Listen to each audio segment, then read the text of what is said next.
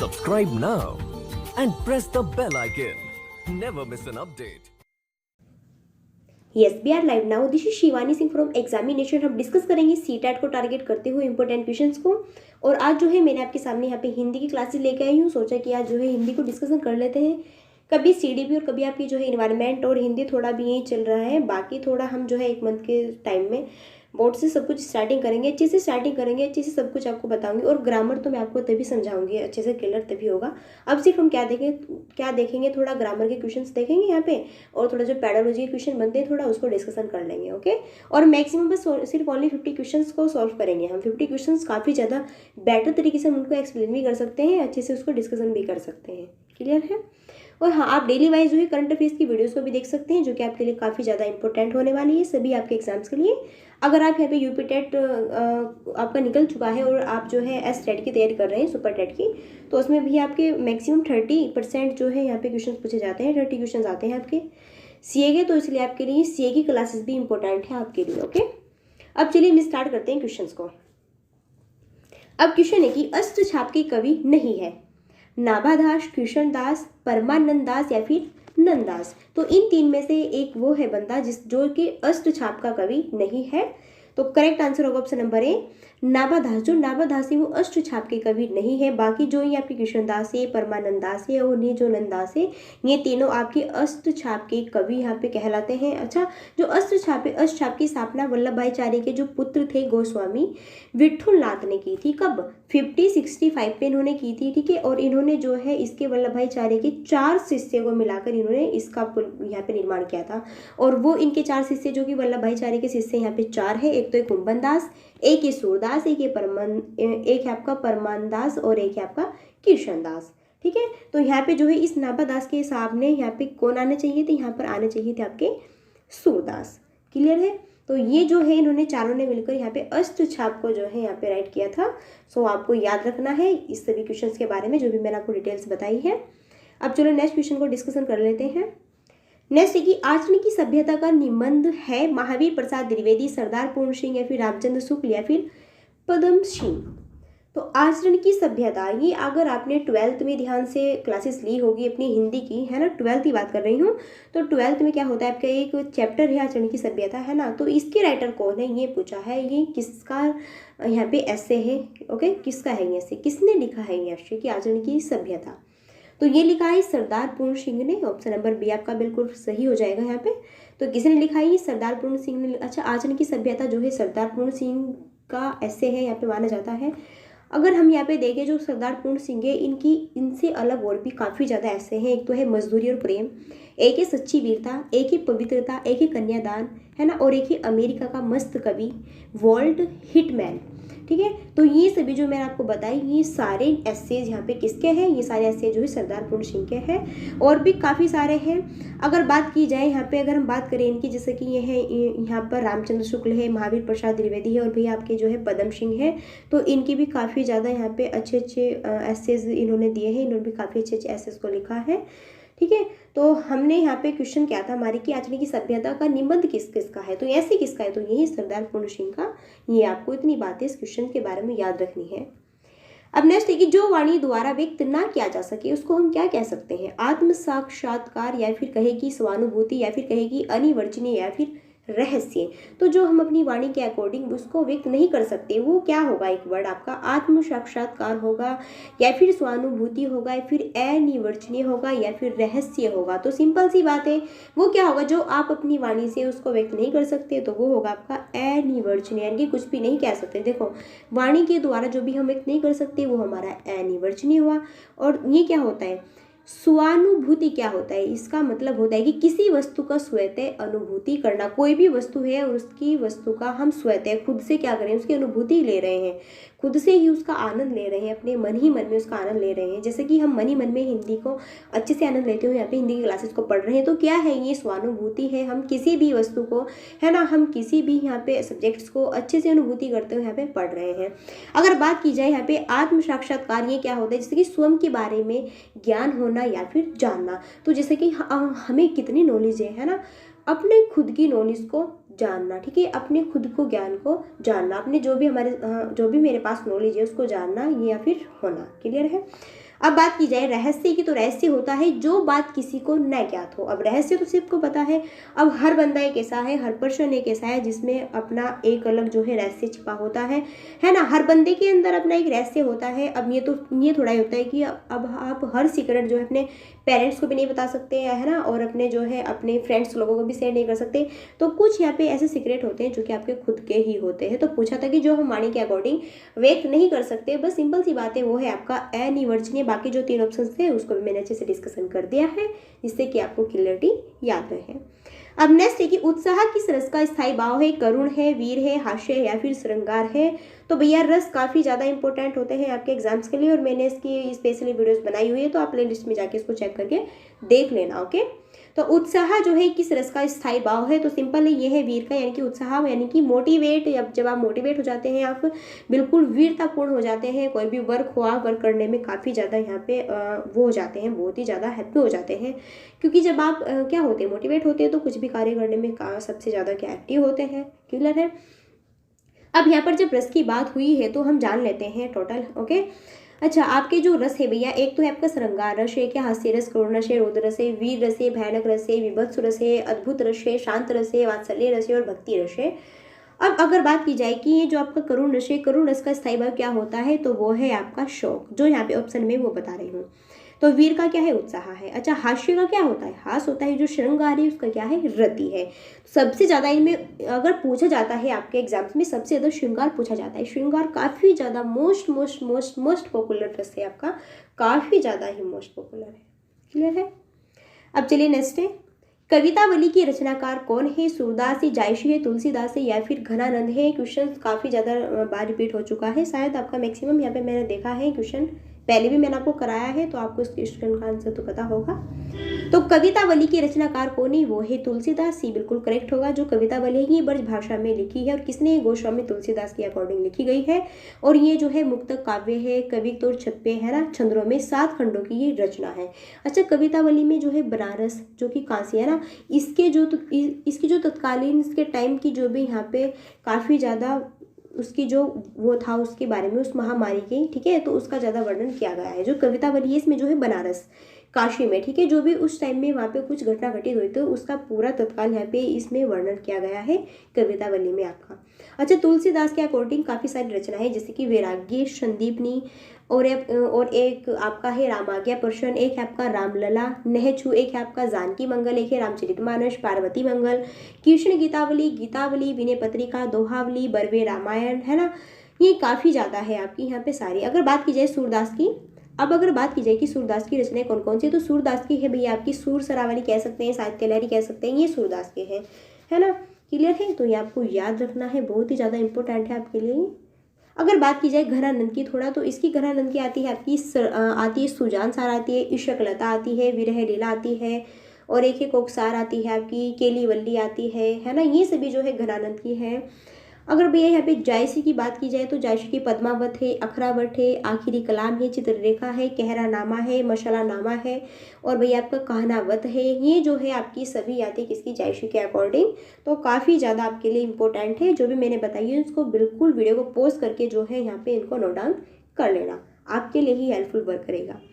Next है कि भूषण किस काल के कवि है, वीर गाथा काल, भक्ति काल, रीति काल या फिर आदि काल। तो जो भूषण काल है ना, भूषण जो है ये किस काल के यहाँ पर कवि है, तो भूषण आपके किस काल के कवि कहे जाते हैं, तो ये है आपके रीति काल के कवि, तो सी करेक्ट हो जाएगा। अच्छा, भूषण जो है 1613 से 1750 में, ठीक है, इनका जो है जन्म तिंकवापुर कानपुर में हुआ था, और भूषण जो है आचार्य चिंतामणि जंटा शक्कर कहे कि मीताराम के भाई थे, ठीक है। अच्छा, भूषण जो है ये जो है आपके, एक आपने सुना है ना जो शिवाजी का छत्रसाल था, तो वहाँ पे जो है ये रहा करते थे, क्लियर, ये आपको पता होना चाहिए। अच्छा, भूषण जो है वीररस के सारे कवि है। जो भूषण है ना, भूषण सारे किसके कवि है, तो ये है आपके वीररस के कवि, ठीक है, स्पेशली ये वीररस के कवि यहाँ पे माने जाते हैं। अच्छा, जो ये है आपके यहाँ पर चित्रकूट के सोलंकी राजा रुद्र है ना, इन्हें भी कवि भूषण की उपाधि दी थी। और जो शिवराज भूषण है आपके, और एक छत्रसाल है, ठीक है, इनके भी सारे ये काफ़ी ज़्यादा यहाँ पे इंपॉर्टेंट आपके मुख्य काव्य ग्रंथ रहते हैं। तो यहाँ पे क्वेश्चन क्या था, क्वेश्चन था कि भूषण किस काल की कवि है तो ये है रीतिकाल। और भूषण ने जो है यहाँ पर किस रस में अपने सारे राइटर्स को लिखा है, वो है आपका वीर रस। स्पेशली जो है वीर रस के कवि यहाँ पर माने जाते हैं। तो बस आपको इतनी बातें याद रखनी है इसके बारे में। अब चलिए नेक्स्ट है, विनय पत्रिका की भाषा कौन सी है? तो अवधी है, खड़ी बोली, ब्रजभाषा या फिर अपभ्रंश। तो कौन सी होगी विनय पत्रिका की लैंग्वेज? तो विनय पत्रिका की भाषा है आपकी यहाँ पे कौन सी? ब्रजभाषा है। तो सी बिल्कुल करेक्ट होगा। अच्छा, जो आपकी ये है ब्रजभाषा, अच्छा ये गोस्वामी तुलसीदास के अकॉर्डिंग है आपकी विनय पत्रिका, मैंने अभी आपको बताया। तो विनय पत्रिका किसके अकॉर्डिंग है, किसकी रचना है? ये तुलसीदास की रचना है, ठीक है। और ये जो है आपकी गीति काव्य है जो कि आपकी ब्रजभाषा के अकॉर्डिंग रचित है, और जिसका मुख्य रस आपका भक्ति रस है। तो ये जो है किसमें विलीन थे? ये थे भैया भक्ति रस में विलीन। अच्छा, तुलसीदास जी ने जो है राम के दरबार में अर्जी रखने के रूप में भी विनय पत्रिका ग्रंथ की रचना की थी। तो ये बातें आपको याद रखनी, जो मैंने बताया है। क्वेश्चन क्या था कि विनय पत्रिका की लैंग्वेज क्या है? तो लैंग्वेज ही भाषा। क्लियर है क्वेश्चन? बिल्कुल। अच्छा, जो ये विनय पत्रिका है किसकी रचना है पूछ सकता है, तो किसकी? ये तुलसीदास की है। इतनी बातें क्लियर है। अच्छा, ये जो है आपकी कौन से काव्य में? तो ये आपकी गीति काव्य में है। क्यों? सिंपल है। तो इतनी बातें आपको सब ये याद रखनी है। नेक्स्ट देखिए, टै वर्ग में किस प्रकार के व्यंजन है? कंठे, तालव्य, मूर्धन्य या फिर दंते। तो बहुत ही ज्यादा लड्डू क्वेश्चन है, आपने पढ़े होंगे ना। कै, चे, टै, तै, पै। तो कै में कै वर्ग, चे में चे वर्ग, टै में तै। तो यहाँ पे कंठ, तालु, मूर्धन्य। तो सिंपल बात है, क्या हो जाएगा? मूर्धन्य हो जाएगा। आपने पढ़ा होगा, है ना। आपने ये कच्चड़ तब तो पढ़े होंगे ना, जैसे ऐसे कै, चे, टै, तै और पै। ये तो कंठ है, ये आपका तालु है, ये मूर्धा है, ये दंती है और ये आपका ओष्ठी है। तो पूछा है कि टै किसके अकॉर्डिंग आएगा? तो टै जो है आपका मूर्धन्य के अंतर्गत आता है। इसमें आपके 5 होते हैं, इसको हम जो स्पर्श व्यंजन भी कहते हैं। और मैक्सिमम 5 × 5 = 25, 5 5 25। तो 25 जो है आपके स्पर्श व्यंजन कहलाते हैं। तो ये आपके कंठ, तालु, मूर्धन्य, दंते, ये मैंने स्पेशली आपको सब कुछ बताया है, वैसे आपको भी पता होगा। क्लियर? अब चलिए नेक्स्ट है कि अंधेर नगरी के लेखक के प्रताप नारायण मिश्र या फिर हरिकिशन प्रेमी या फिर भारतेंदु हरिश्चंद्र या फिर कहे कि राम कुमार वर्मा। तो अंधेर नगरी के यहाँ पर राइटर कौन है, ये आपको बताना है। तो अंधेर नगरी के जो राइटर है वो है भारतेंदु हरिश्चंद्र। काफ़ी फेमस बंदे हैं ये भी। तो ऑप्शन नंबर सी आपका करेक्ट। और हिंदी में जाने माने रहते हैं, आपके काफ़ी ज़्यादा फेमस है। ओके, अच्छा, अंधेर नगरी जो है ये आपकी भारतेंदु हरिश्चंद्र के अकॉर्डिंग है। अगर इसके अन्य नाटक देखे जाए तो इसके काफ़ी सारे हैं यहाँ पर, जैसा कहे कि हम, एक तो है इसका आपका भारत दुर्दशा, एक है नील देवी, एक है इसकी सती प्रताप, एक है प्रेम योगिनी, एक है इसकी चंच वगली, है ना। ये सारी काफ़ी ज़्यादा, ये सारे जो भी नाटक हैं सारे किसके हैं? भारतेंदु हरिश्चंद्र जी के हैं। तो ये आपको पता होना चाहिए कि ये सब किसके हैं? तो भारतेंदु हरिश्चंद्र के हैं, ठीक है। क्योंकि अगर आपको जितना ज़्यादा याद रहेगा उतनी ज़्यादा आप जो है काफ़ी आपके लिए बेटर होगा आपके एग्जाम्स के लिए। कुछ भी कहीं पे कुछ भी याद आ सकता है एग्जाम्स के टाइम में कि हाँ मैम ने हमको ये बताया था, है ना। अब चलिए नेक्स्ट है कि आदिकाल में पहेलियाँ लिखने वाले कवि थे। तो आदिकाल में जो पहेलियाँ लिखने वाले कवि कौन थे? कहे कि जगनिक थे, खुसरो थे या फिर सरहपा या फिर गोरखनाथ थे। तो कौन थे जो आदिकाल में अपनी पहेलियाँ को लिखते थे? वो कवि कौन थे आपके? तो वो थे आपके Khusro. Option number b correct होगा। आदिकाल में जो पहेलियाँ लिखने वाले थे वो थे अमीर खुसरो, ठीक है। और इनका वास्तविक नाम क्या है? अच्छा, अमीर खुसरो का वो है अबुल हसन, ठीक है। और ये जो है आपके निजामुद्दीन औलिया के शिष्य थे। अच्छा, अमीर खुसरो खड़ी बोली के क्या माने जाते थे? कवि माने जाते थे प्रथम। तो प्रथम खड़ी बोली के कवि कौन माने जाते थे? अमीर खुसरो माने जाते थे। अच्छा, अमीर खुसरो के अकॉर्डिंग काफ़ी ज़्यादा ग्रंथ है यहाँ पे, जैसे खालिक बारी है, पहेलियाँ है, मुकरिया है, दो सूखने, गज़ल, ये काफ़ी ज़्यादा जो यहाँ पे मैंने बताई आपको, ये सारी किसके अकॉर्डिंग लिखी गई है? ये खुसरो के अकॉर्डिंग लिखी गई है। तो आपको ये याद रखनी है।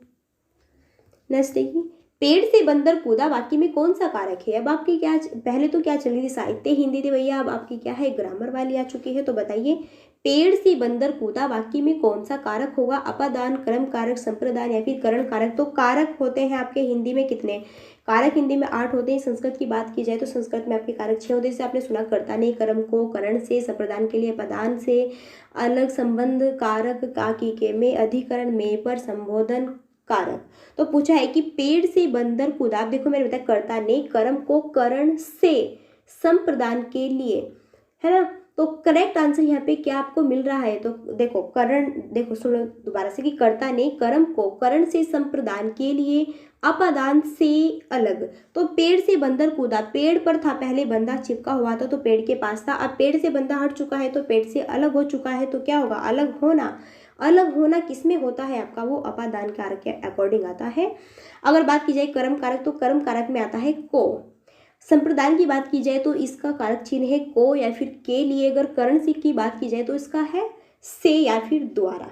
क्लियर, तो इसका करेक्ट आंसर पूछा है जो कि आपका हो जाएगा ऑप्शन नंबर A अपादान। नेक्स्ट है कि श्रृंगार रस का स्थायी भाव क्या है। अच्छा, हर्ष है, रति है, क्रोध है, उत्साह है। मैंने अभी आपको बताया था, अगर आपने ध्यान से यहाँ पे देखा है तो टिक कर दिया होगा आपने अपने माइंड में क्वेश्चंस का आंसर को, क्या होगा। तो श्रृंगार रस का स्थायी भाव क्या है, बिल्कुल रति है। और हास किसका है, हास्य का है ना। क्रोध किसका है और उत्साह किसका है, ये आप मेरे को कमेंट बॉक्स में बताइएगा, ठीक है। अगर चलो मैं ही बता देती हूँ, जो क्रोध है वो आपका रोध रस का है, उत्साह जो है आपका वीर रस का है। मैंने बताया था कि उत्साह मोटिवेट से क्या हो जाता है, बंदा काफी वीरता आ जाती है उसके अंदर, वीर रस है। क्लियर, चलो नेक्स्ट है, निम्नलिखित में तद्भव शब्द है। अब आपको तद्भव तत्सम ये भी छांटने हैं। देखो आते हैं मैक्सिमम क्वेश्चंस, भरमर, अग्नि, मस्तक या फिर मछली। तो तद्भव, अब देखो तद्भव क्या होते हैं, जो कि संस्कृत से हिंदी में डिवाइड हो जाते हैं, वो होते हैं आपके तद्भव। और भैया तत्सम क्या होते हैं, तत्सम होते हैं जिसमें पीछे जो है संस्कृत के वर्ड्स आने चाहिए। तो तद्भव इसमें अगर देखिए अग्नि है, भरमर है, मस्तक है, ये सारे क्या है आपके, ये सारे क्या है संस्कृत वर्ड। अगर मछली है, बिल्कुल सिंपल है, मछली है तो क्या है, तद्भव शब्द है। अगर मछली का आप यहाँ पे बना सकते हैं तत्सम शब्द, तो मछली का तत्सम शब्द यहाँ पे मछली नहीं होगा, ठीक है, वो मेष हो जाएगा। क्लियर है, तो यहाँ पर जो है आपका तद्भव शब्द पूछा है वो है मछली। बाकी जो आपका ये भरमर है, मस्तक है और भैया जो आपके अग्नि है, ये सारे वर्ड जो है आपके क्या है, तत्सम वाले हैं। चलिए नेक्स्ट है, चौपाई छंद के प्रत्येक चरण में कितनी मात्राएं होती है। तो आपके ये भी आते हैं यहाँ पर, छंद वगैरह भी आते हैं, देखो एग्जाम में 24, 16 है, 11 या फिर 13। ये जो है आपका यहाँ पर 2 फरवरी 2090 का यहाँ पे सोल्व पेपर सोल्व करा रही हूँ, उसको ध्यान से सोल्व करना, ओके। काफ़ी ज़्यादा हेल्पफुल और इम्पोर्टेंट होने वाला है ये आपके लिए। तो चौपाई छंद के प्रत्येक चरण में कितनी कितनी मात्राएं होती है, तो भैया कितनी कितनी होती है, वो होती है 16। तो चौपाई छंद के प्रत्येक चरण में कितनी मात्राएं होती है, 16 मात्रा होती है। क्लियर, अच्छा इसमें जो है प्रत्येक चरण में 16 मात्राएं होती है। अंत में 2 गुरु वर्ण होते हैं और अंत में जो है आपके जगण और तगण का आना ज़्यादा वर्जित माना जाता है। क्लियर, अब चलिए नेक्स्ट क्वेश्चन को डिस्कशन कर लेते हैं। नेक्स्ट है कि तेरी बरछीने है, खनन की पंक्ति में कौन सा अलंकार है। अब देखो यहाँ पर रस का क्वेश्चन भी आया हुआ है, छंद का भी आया हुआ है, अब भैया अलंकार का क्वेश्चन भी आया हुआ है, भैया यहाँ पे साहित्य हिंदी भी आई हुई है और यहाँ पे तत्सम तद्भव भी आए हुए हैं, है ना। तो आप खुद ही से ही देख लो कि आपको हिंदी में क्या क्या पढ़ना है। साहित्य हिंदी भी पढ़नी है आपको, ग्रामर वाली भी पढ़नी है आपको, सारी ही हिंदी को आपको यहाँ पे सही से रेडी करना है। तो तेरी बरछीने है, ये किस पंक्ति के अकॉर्डिंग का अलंकार यहाँ पर हो जाएगा। तो करेक्ट यहाँ पे क्या होगा, सही हो जाएगा ऑप्शन नंबर डी, यमक, बिल्कुल ठीक है। तेरी बरछीने खलन के इस पंक्ति में जो है यमक अलंकार होगा। अच्छा, जहां पर एक या एक से अधिक शब्द एक से अधिक बार प्रयुक्त हो जाते हैं वहां पर जो है आपका यमक अलंकार होता है, जैसे कि है ना, वहाँ पर क्या होता है, यमक अलंकार होता है। अगर बात की जाए यहाँ पर हम अनुप्रास अलंकार की, तो अनुप्रास अलंकार क्या हो, जहाँ पर वर्णों या फिर व्यंजनों की साम्य के आधार पर बार बार आवर्ती हो, वहाँ अनुप्रास अलंकार होता है। और भैया श्लेष्म क्या होता है, जहाँ पर श्लेष्म का अर्थ होता है चिपकना है फिर मिलना, ठीक है। जहाँ पर एक शब्द के साथ अनेक अर्थ चिपके रहते हैं तो वहाँ पर श्लेष अलंकार होता है। अगर बात की जाए आपकी किसकी, यमक की, सॉरी यमक तो हमने यहाँ पे कर लिया रेडी। अगर बात की जाए पर रूपक की, तो रूपक होता है जहाँ पर उपमेय और उपमान में भेद रहित आरोप किया जाता है, तो वहाँ पर आपका रूपक अलंकार होता है। क्लियर, इतनी बातें आपको समझ में आई। सो ये थे फिर आपके यहाँ पे 50 क्वेश्चंस। आउट ऑफ 50 क्वेश्चंस कितने आपने राइट किए, कितने क्वेश्चन पे आपने तीर मारा है, मेरे को जरूर बताना। और वीडियोस कैसी लगी, वीडियो अच्छी लगी तो वीडियो को लाइक शेयर सब्सक्राइब कर सकते हैं, और जिसने सब्सक्राइब किया है उसका दिल से थैंक्स है, और जिसने नहीं किया है वो कर सकता है अगर आपका मन है तो, ओके। सो आप जो है यहाँ पे डेली वाइज ईवीएस की क्लासेस देख सकते हैं। क्लियर, और भैया ईवीएस की भी क्लासेस देख सकते हैं आप, यहाँ पे सीडीपी की क्लासेस देख सकते हैं, हिंदी की क्लासेस तो आज डाल रही हूँ आपकी। और जो है डेली वाइज आप डेली वाइज बिल्कुल मैक्सिमम मॉर्निंग टाइम में डेली वाइज करंट अफेयर की क्लासेस देखना जरूर आप। एक क्वेश्चन के साथ साथ में आपको 10 से भी ज़्यादा प्लस क्वेश्चन और लेडीज यहाँ पे एक्स्ट्रा वाले फैक्ट्स मिलेंगे जो कि आपके लिए काफ़ी उम्दा, काफ़ी हेल्पफुल, काफ़ी नॉलेजफुल होंगे। सबसे मेन बात होती है पढ़ने की क्या, वैसे आप बुक से काफ़ी ज़्यादा पढ़ लेते हैं, पढ़ते भी है और बुक से पढ़े भी आए हो आप अभी तक, है ना। पर क्या होता है बुक में हमें समझ में नहीं आता, और बुक में जैसा एक क्वेश्चन होता है तो एक क्वेश्चन का बस सिर्फ ओनली हम एक ही क्वेश्चन पढ़ते हैं वहाँ पर। हम ऐसे नहीं कि एक क्वेश्चन है तो उस क्वेश्चन की जो भी ऑल सारे डायरेक्शन है उन सारी डायरेक्शन में जा सकते हैं। तो एक क्वेश्चन है हमारे सामने तो बस वही एक क्वेश्चन ही पढ़ेंगे हम। और भैया जो हम पढ़ाते हैं आपको, अगर थोड़ा वीडियोस देखने में थोड़ा क्या फ़ायदा हो जाता है यहाँ पर कि अगर एक क्वेश्चन है तो एक क्वेश्चन के साथ में हम काफ़ी ज़्यादा डायरेक्शन में अपने माइंड्स को, आपके माइंड्स को ऐसे खोल कर बताते हैं काफ़ी ज़्यादा। अब सारी चीज़ों की तरह, जैसे कि अब सारी होता है ना कि सृजनात्मकता होता है, तो उस टाइप से हम जो है आपको सारी डायरेक्शंस को खोल कर क्वेश्चंस को ऑलरेडी से समझाते हैं, तो इसलिए जो है आपके लिए बेटर होता है। सो फिर मिलते हैं नेक्स्ट वीडियो में। कोई प्रॉब्लम्स हो तो मेरे को ज़रूर बताना, ओके। सो फिर मिलते हैं नेक्स्ट वीडियो में, तब तक के लिए so thanks for watching, keep study and bye bye.